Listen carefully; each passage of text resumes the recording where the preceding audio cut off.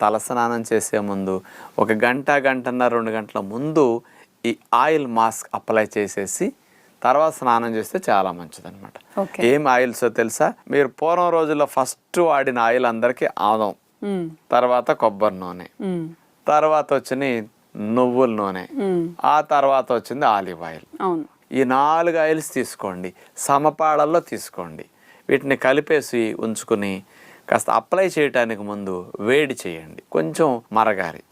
ఆ మరిగిన నూనె తీసుకుని కాస్త వేడి కొంచెం తగ్గాక చేతికి తీసుకుని జుట్టంతటికి పట్టించి చక్కగా ఒక గంట, గంటన్నర అట్టి పెట్టేసి 2 గంటలైనా అప్పుడు తలస్నానం చేస్తే జుట్టు చాలా స్మూత్గా, చాలా హెల్దీగా, మంచి గ్రోత్తో చాలా బాగుంటుంది అనమాట.